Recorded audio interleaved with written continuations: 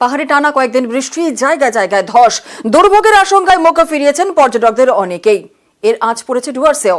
পর্যটন কেন্দ্র, হোম স্টেগুলিতেও প্রায় ফাঁকাই রয়েছে। আর পুজোর আগে চিন্তায় পর্যটন ব্যবসায়ীরা।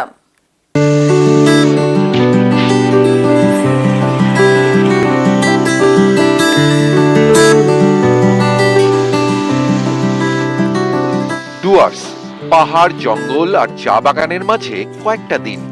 পুজোর আগে থেকেই ডুয়ার্সে পর্যটকদের ভিড় জমে, কিন্তু এবার অন্য ছবি।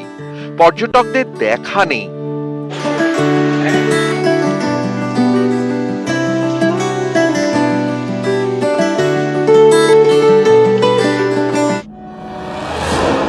কয়েকদিন ধরে পাহাড়ের নাগাড়ে বৃষ্টি, বিভিন্ন রাস্তায় ধস নামে।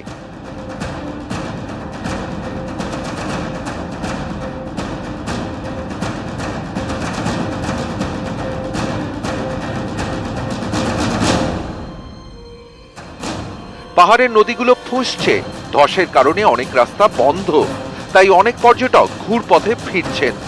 অনেকে আবার পাহাড় থেকে মুখ ফিরিয়েছেন। এর প্রভাব পড়েছে ডুয়ার্সেও। পাহাড়ে দুর্যোগের কারণে হোটেল, পর্যটন কেন্দ্র, হোমস্টেগুলো প্রায় ফাঁকা। সামনেই পুজো। পর্যটন ব্যবসায়ীদের দাবি, এই সময় ডুয়ার্সে অর্ধেকেরও বেশি হোটেল, রিসর্ট বুক হয়ে যায়। এবার সেই বুকিং এর হার অনেকটাই কম, তাই চিন্তায় ব্যবসায়ীরা। প্রাকৃতিকের যে একটা ব্যাপার চলছে, সবসময় বৃষ্টি বৃষ্টি হচ্ছে আর কি। আর শোনা যাচ্ছে আবহাওয়া দপ্তর থেকে যে আপনার পুজোতেও নাকি বৃষ্টি হবে। তো এমনি তো ট্রেনের টিকিট বুকই আছে, কিন্তু ভালো রেসপন্স এখন অবধি পাওয়া যাচ্ছে না। অন্যান্যবার কি হয়, জঙ্গল আমাদের গত 15 তারিখে জঙ্গল খুলে গেছে। জঙ্গল খোলার পরে টুকটাক টুকটাক একটু হয়, কিন্তু এবছর খুব একটা ভালো রেসপন্স পাচ্ছি না।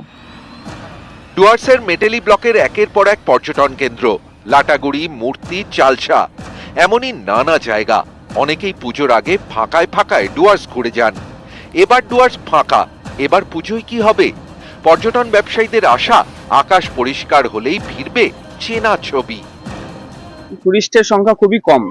সদ্য আমাদের ফরেস্ট খুলেছে। অন্যান্য বছর কি হয়, ফরেস্ট খোলার পরে টুরিস্টের একটা চাহিদা থাকে, সেই তুলনায় এবছর একটু সংখ্যা কম রয়েছে টুরিস্টের। আর চারিদিকে প্রচুর বৃষ্টি হচ্ছে, সমতলেও হচ্ছে, পাহাড়েও হচ্ছে। সেটা একটা আমাদের চিন্তিত ব্যাপার রয়েছে। তো এখন আমরা পুজোর জন্য অলমোস্ট রেডি হয়ে রয়েছি, শুধুমাত্র টুরিস্টের অপেক্ষা রয়েছে। কালো মেঘ ডুয়ার্সের পর্যটন ব্যবসায়, কারণ পুজোর মরশুমেও ডুয়ার্সের বিভিন্ন পর্যটন কেন্দ্র পর্যটক শূন্য। তাই চিন্তার মেঘ পর্যটন ব্যবসায়ীদের মধ্যে।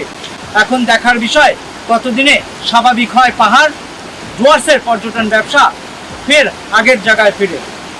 ডুয়ার্সের মেটলি থেকে রকি চৌধুরী, নিউজ 18 বাংলা।